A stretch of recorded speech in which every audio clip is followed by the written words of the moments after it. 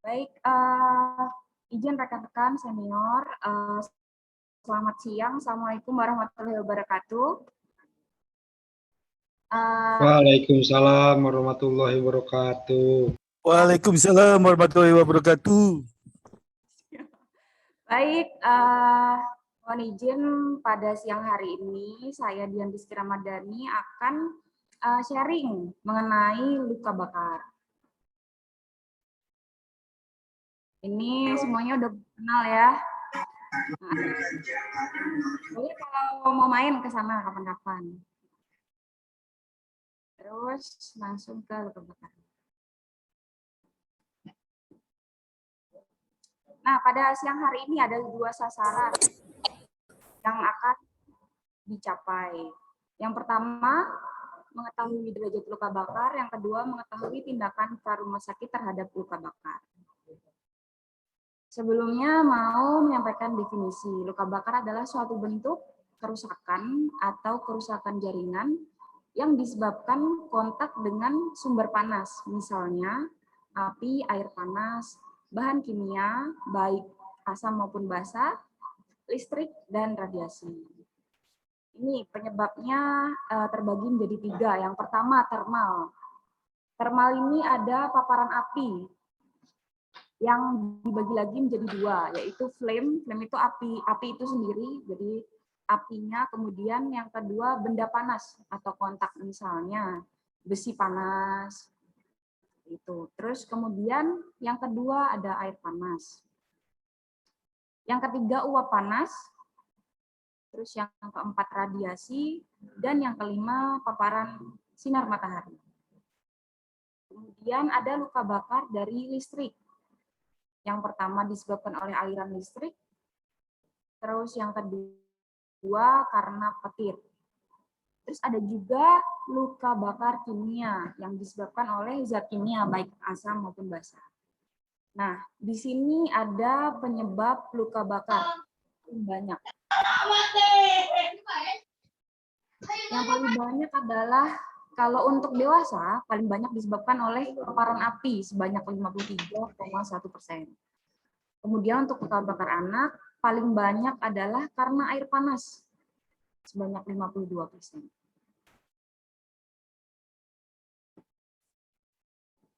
Kemudian ini adalah proses terjadinya luka bakar. Yang pertama, dari penyebab-penyebab luka bakar itu misalnya arus listrik, radiasi, api, bahan kimia, itu kontak dengan permukaan kulit kita. Kemudian terjadilah kerusakan integritas kulit atau jaringan. Nah, akibat dari proses ini, maka terjadi dilatasi sel atau pelebaran sel. Dan permeabilitas kapiler menurun. Jadi, itu enggak, untuk dilewati air, dilewati zat-zat itu akan jadi susah gitu. Terus juga ada pelepasan mediator-mediator inflamasi. Juga ada pelepasan mineral, misalnya sodium, klorida, natrium, protein yang hilang akibat luka bakar itu. Kemudian akibat hal itu terjadilah dehidrasi jaringan yang dapat menyebabkan resiko volume kekurangan cairan dan perubahan perfusi jaringan. Selanjutnya juga di luka bakar itu ada kerusakan pada ujung saraf atau pajanan pada ujung saraf yang mengakibatkan nyeri. Terus untuk luka bakar inhalasi, misalnya dari inhalasi asap, itu dapat menyebabkan edema laring atau pembengkakan laring dan trakea. Terus menyebabkan spasme. Spasme itu penyempitan jalan nafas dan dapat menyebabkan kerusakan pertukaran antara karbon dioksida dan oksigen. Nah, sebelum masuk ke jenis-jenis luka bakar, ini mari kita lihat anatomi kulit. Kulit kita terbagi menjadi tiga. Yang tiga bagian, yang pertama epidermis, yaitu lapisan paling atas. Kemudian ada lapisan dermis, lapisan yang di bawah epidermis. Di situ ada saraf-saraf juga. Kemudian yang ketiga adalah lapisan lemak. Nah, di situ ada ujung sarafnya, ujung saraf dan lemak, lapisan lemak. Derajatnya terbagi menjadi tiga, yaitu yang pertama grade 1, itu luka bakar pada epidermis, jadi hanya lapisan terluar saja. Tanda-tandanya apa aja? Yang pertama eritema atau kemerahan, jadi kulitnya itu warnanya kemerahan. Kemudian bengkak, tidak dijumpai bula atau gelembung yang berisi cairan. Kemudian nyerinya berkurang setelah 24 jam. Ini karena yang rusak hanya bagian paling atas, jadi tanda dan gejalanya juga termasuk ringan. Ini contohnya, jadi kulitnya berwarna kemerahan, kemudian hanya merusak pada bagian epidermis, seperti itu. Terus lanjut. Oh iya.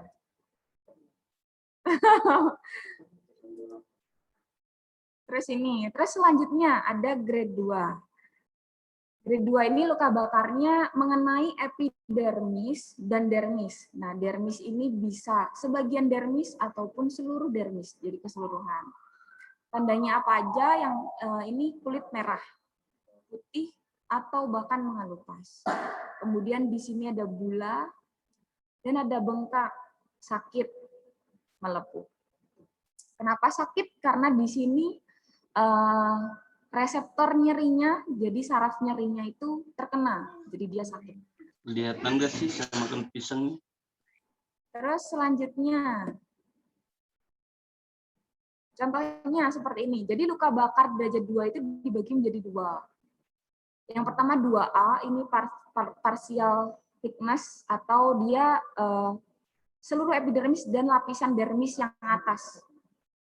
Terus yang 2B itu deep dermal, jadi seluruh epidermis dan lapisan dermis seluruh. Lapisan dermis lebih dalam lagi. Terus selanjutnya ada luka bakar derajat 3. Ini mengenai seluruh dermis, lemak di bawahnya, bahkan bisa hingga ke otot dan tulang. Area yang terbakar bisa terlihat hitam atau putih, dijumpai eskar, dan sembuh dengan jaringan parut. Ini contohnya. Contohnya seperti ini, jadi warnanya bisa putih semua seperti ini.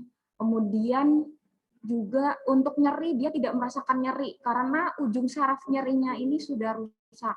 Jadi sudah kebakar, jadi dia sudah tidak bisa merasakan nyeri. Seperti itu. Ini contohnya. Sampai sini ada yang mau ditanyakan atau terlalu cepat atau terlalu berat?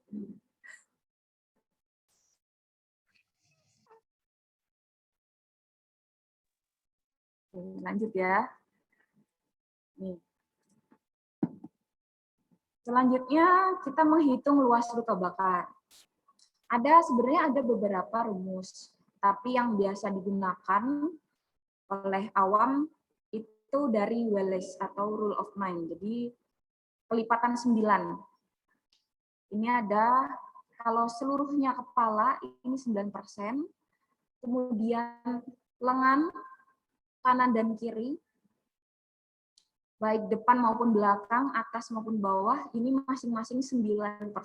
Jadi lengan bagian kanan seluruhnya 9%, lengan bagian kiri seluruhnya 9%. Kemudian dada dan perut itu 18%. Kemudian kaki kanan seluruhnya, tungkai kanan seluruhnya 18%, tungkai kiri seluruhnya 18%, dan punggung seluruhnya mulai dari punggung bagian atas hingga bagian bawah itu 18%. Jadi satu lagi, ini perineum atau genitalia itu 1%. Jadi kalau di total itu 100%. Jadi kepala 9%, kelipatan 9, pokoknya kelipatan 9 nih, kepala 9%, seluruh tangan kanan 9%, seluruh tangan kiri 9%, dada dan 11%, perineumnya 1%, dan tungkai kanan 18%, tungkai kiri 18%. Ini juga punggung 18%, di total 100%. Oh ya, terus kalau misalnya luka bakarnya itu ada di telapak tangan, perhitungannya gimana? Nah, telapak tangan itu 1%. Terus untuk luka bakar anak, rule of nine pada anak, ini seperti ini. Tapi yang perlu kita ketahui, yang utama dewasa aja nanti ada latihan soal. Nah, 18%, kemudian kalau yang tangan 9%, lengan kiri 9%, genitalia 1%, terus kemudian tungkai kanan 13,5%, tungkai kiri 13,5%, dan punggung atas sampai bawah 18%. Terus sekarang coba rekan-rekan ini dikerjakan sesuai dengan prinsip tadi rule of nine. Mohon nanti kalau yang yang sudah mengerjakan nanti bisa kasih reaksi angkat tangan seperti itu ya. Nih, seorang pria datang ke rumah sakit dengan luka bakar derajat 2 di tubuhnya. Luka bakar ada di tangan kanan dan kiri bagian depan, seluruh dada dan perut, tekanan darah 130/90, nadi 90, dan RR 20 kali per menit. Berapa luas luka bakarnya?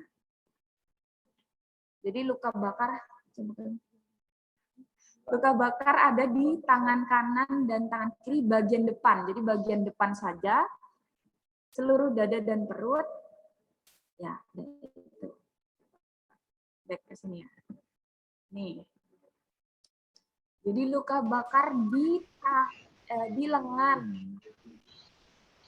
kanan kiri bagian depan saja, kemudian dada dan perut. 27%, Budian. Oh, ini. Masih 27% ya. Ada jawaban lain? 27, Budian. Mama Nomsa. Ya, coba.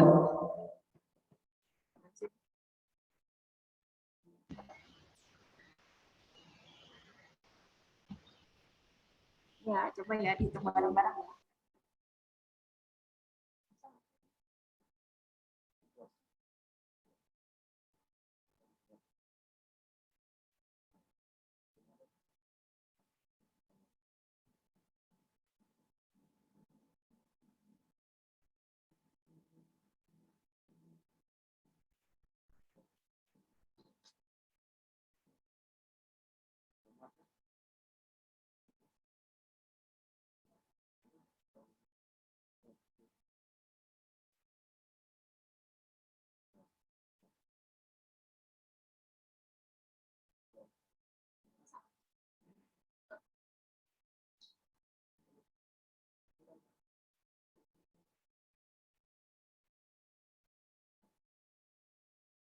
Ya, jadi tadi luka bakar ada di lengan kanan dan bagian depan. Jadi ini seluruh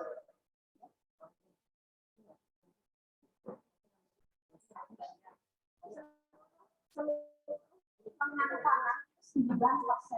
Jadi kalau misalnya dia depan saja, berarti 4. Ini seluruhnya 9%. Terus bagian kiri, seluruhnya 9%. Baik depan maupun belakang. Dan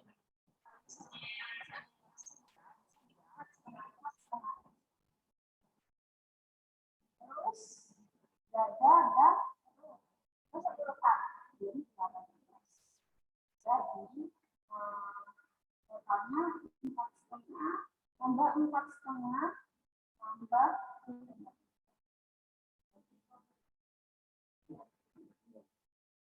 Ya, daripada pinter-pinter loh. Cuman ini aja, Izin cuman Bu share. Dian, enggak 29. Hah? Enggak 29.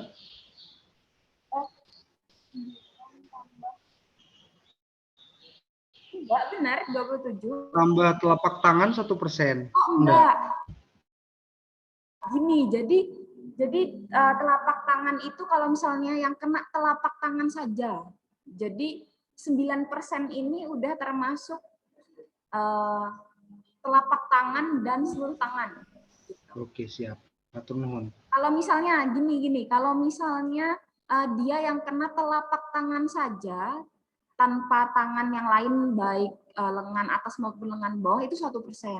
Tapi untuk keseluruhan lengan baik lengan atas, lengan bawah, kemudian telapak tangan itu 9%.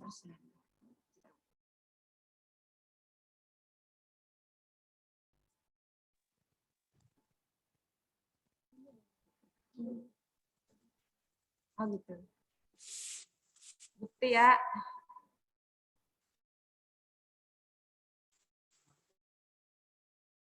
Terus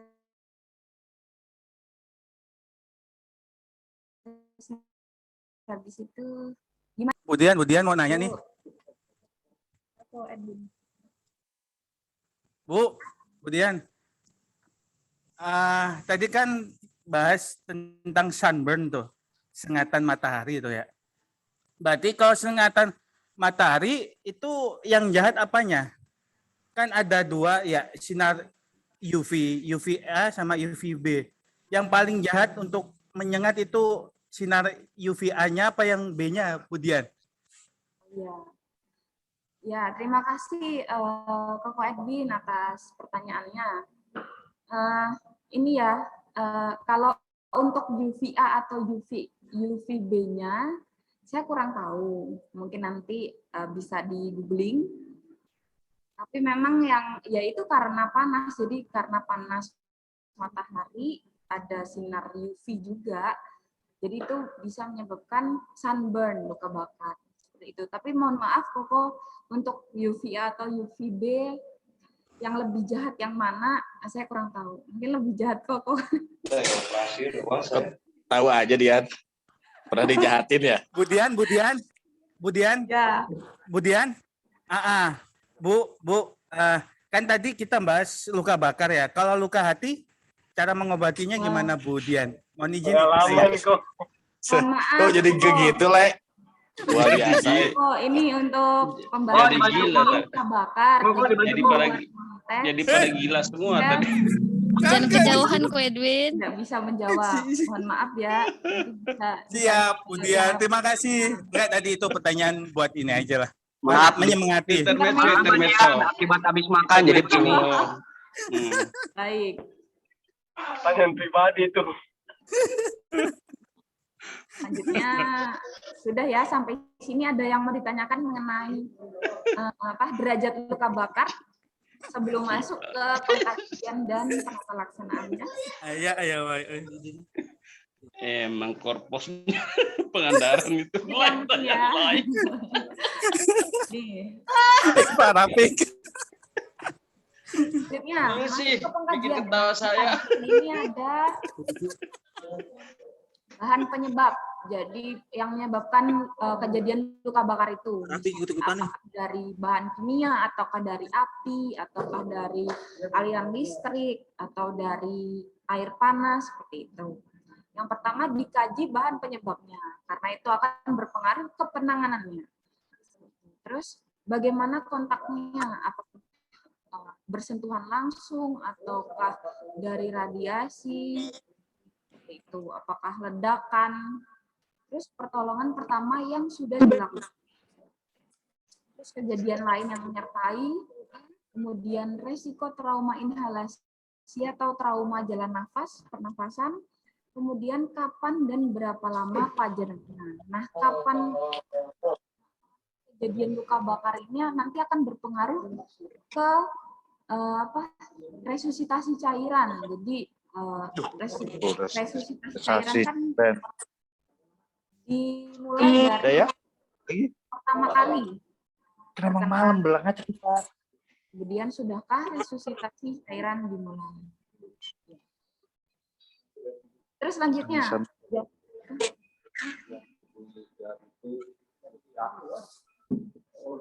Oh, ya.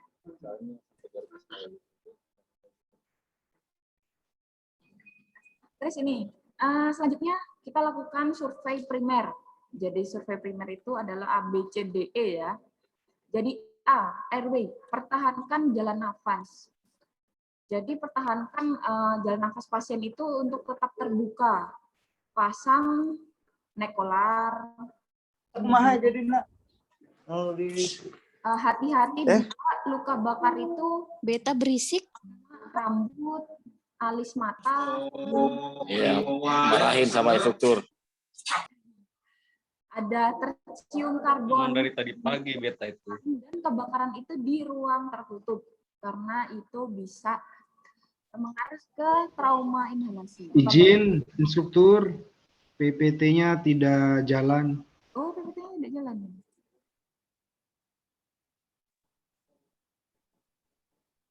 Ini PPT-nya share screen-nya ini.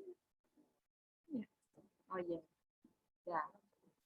Ini ya, jadi survei primer ini yang pertama RW pertahankan jalan nafas pasien, korban, kemudian hati-hati bila ada tanda-tanda trauma inhalasi, misalnya rambut alis mata terbakar, hidung terbakar, seperti itu. Bila perlu RW definitif, nah RW definitif ini hanya dilakukan oleh orang profesional, ya, misalnya dokter atau perawat. Jadi untuk yang seorang MFR tidak.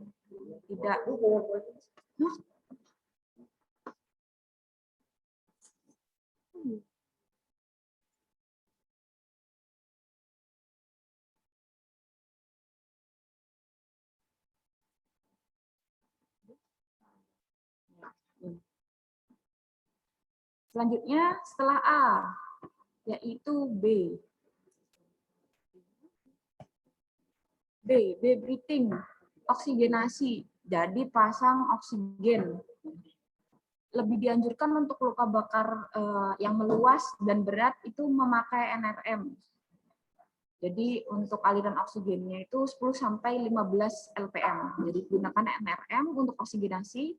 Terus lihat observasi apakah ada luka bakar yang mengelilingi dada dan jejes di area torak. Jadi ini berpengaruh terhadap pernapasan. Dan cek saturasi oksigen dengan alat oximetry.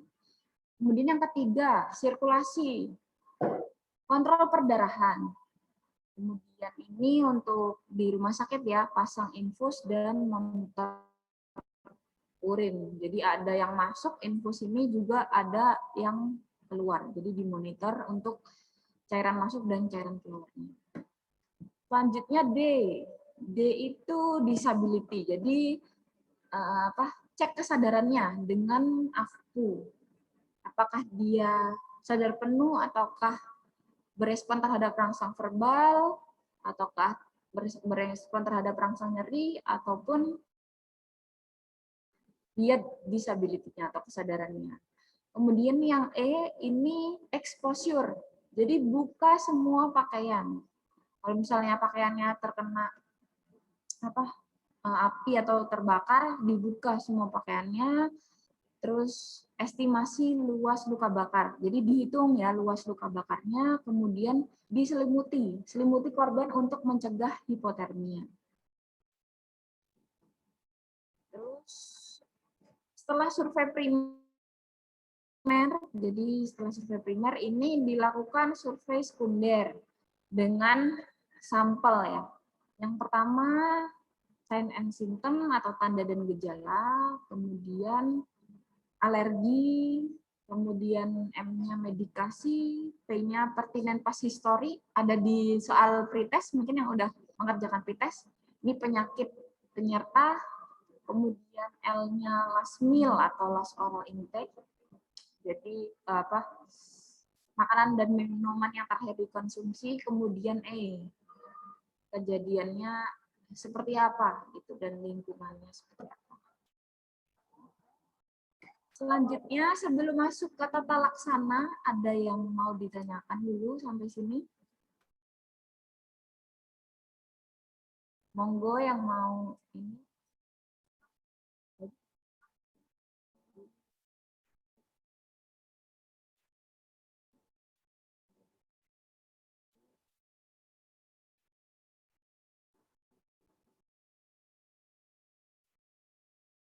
Lanjut, Bu. Ya. Lanjut ke tata laksana. Yang pertama, hentikan proses luka bakar. Nah, apabila luka bakar itu karena api, ya matikan apinya dengan kain basah kemudian ditutup. Jadi hentikan proses luka bakarnya. Kalau misalnya luka bakarnya karena kimia, ya jauhkan dari bahan kimia tersebut. Kalau misalnya luka bakarnya karena ledakan atau karena listrik, matikan sumber listriknya. Jadi hentikan proses luka bakarnya. Kemudian yang kedua, dinginkan luka bakar.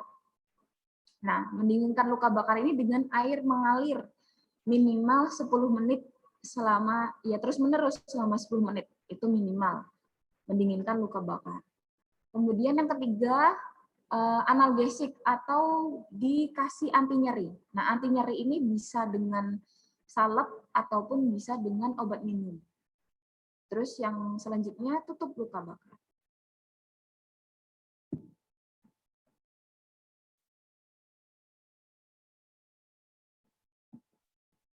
Nah, ini tata laksana berdasarkan derajat luka bakarnya. Yang pertama, luka bakar derajat 1 yang hanya mengenai epidermis. Cukup dengan pemberian salep silver sulfadiazin. Ini kandungannya ya. Contohnya itu bisa burnazin. Jadi burnazin itu mengandung silver sulfadiazin ini. Jadi luka bakar ini tidak perlu dibalut, hanya dioleskan salep aja. Terus juga bisa salep antibiotik. Salep antibiotik itu kayak bioplasenton, itu kandungannya ada antibiotiknya dan anti radangnya untuk mengurangi sakit dan melembabkan kulit. Terus berikan NSAID di ibuprofen atau acetaminophen itu untuk mengatasi rasa sakit dan pembengkakan. Kemudian luka bakar derajat 2A. Jadi 2A itu yang partial thickness. Perlu perawatan luka setiap hari. Pertama-tama luka diolesi dengan salep antibiotik. Kemudian dibalut dengan perban dan dibalut lagi dengan perban katun dan dibalut lagi dengan perban elastik. Pilihan lain, luka dapat ditutup dengan penutup luka sementara yang terbuat dari bahan alami. Ini nanti bisa di-searching, contohnya ini, atau bahan sintetik, misalnya Opposite, BioBlend, Transit, Integra. Jadi ada berbagai macam-macam balutan luka bakar. Boleh menggunakan luka bakar tersebut, balutan tersebut, tapi ada syarat-syaratnya. Jadi ada perban yang disarankan untuk luka bakar. Di antaranya itu mampu memberikan lingkungan yang optimal untuk penyembuhan luka yang moist, jadi lembab, kemudian kedap mikroorganisme atau bakteri, kemudian aman digunakan, Terus dapat digunakan oleh pasien, jadi pasiennya itu nggak alergi dengan balutan tersebut. Kemudian sifat penyerapannya yang tinggi, jadi kalau luka bakar itu kan biasanya ada cairan ya, cairan yang rembes gitu. Nah, balutan yang bagus itu yang bisa menyerap tinggi. Itu kemudian memungkinkan untuk pemantauan luka. Jadi kayak misalnya pembalut dari film dressing. Atau dia itu jadi transparan. Jadi kalau transparan itu bisa mengobservasi luka. Jadi tanpa dibuka balutannya kita bisa melihat itu apa namanya kondisi luka bakarnya itu seperti apa. Jadi ada beberapa pilihan. Dan yang terpenting saat pembalutan itu lingkungannya steril ya. Jadi menggunakan prinsip steril dalam perawatan luka. Terus selanjutnya luka bakar derajat 2B dan 3. Ini diberikan antibiotik topikal, eksisi tangensial, dan skin graft. Jadi ini udah masuk ke pembedahan. Yang perlu diperhatikan, jangan pecahkan bula. Kalau misalnya ada bula jangan dipecahkan, karena bula itu nanti akan pecah alami, pecah sendiri jika sudah waktunya pecah.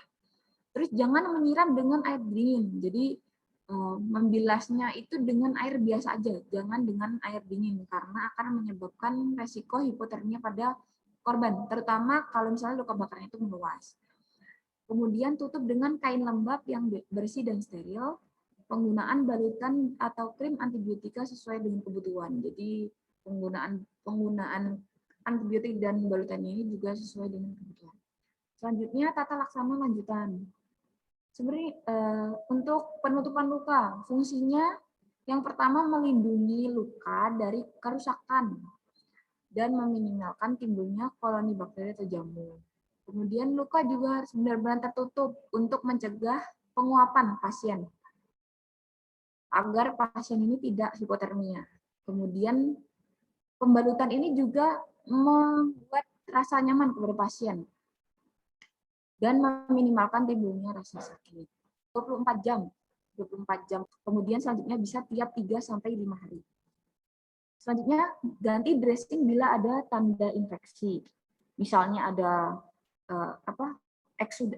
cairannya itu rembes, kemudian ada bau busuk misalnya, ada tanda-tanda infeksi, ada pembekakan pada daerah luka seperti itu. Kemudian juga ganti dressing saat balutan itu terlepas dengan sendirinya. Biasanya dressing itu juga tiba-tiba lepas. Kemudian kalau misalnya dressingnya diganti. Terus rujuk bedah plastik dalam 3 minggu ini apabila luka bakar yang derajat 3. Jadi perlu rujukan ke bedah plastik dalam 3 minggu. Selanjutnya ini tata laksana resusitasi cairan. Jadi pemberian cairan pengganti ya, cairan infus, itu ada beberapa cara. Ini ada cara Evans dan Baxter, tapi yang biasanya jadi tadi luas luka bakar yang sudah dihitung lewat rumus Welles tadi, rule of 9, dikalikan berat badan dari korban, kemudian dikalikan 4 ml. Nanti hasilnya separuh jumlah pasien tersebut diberikan dalam 8 jam pertama, sisanya 16 jam berikutnya. Dan diberikan semenjak waktu kejadian, misalnya kejadian kebakaran jam 5 pagi, datang ke rumah sakit jam 7 pagi. Nah, dihitungnya itu dari kejadian kebakarannya jam 5 pagi, jadi bukan waktu dia datang di rumah sakit. Ini mungkin ya untuk yang di rumah sakit. Sekedar sharing aja, mungkin nanti bisa dihitung. Terus ada beberapa luka bakar khusus, misalnya trauma inhalasi. Ini bisa kita amati. Yang pertama tandanya ada luka bakar pada bagian wajah, kemudian ada bulu hidung terbakar, sputum berjelaga, ini warnanya hitam gitu ya. Terus cuping hidung membesar karena dia ada kebakaran, jadi ada pembengkakan cuping hidung. Kemudian korban terlihat sesak, kemudian ada retraksi, jadi bagian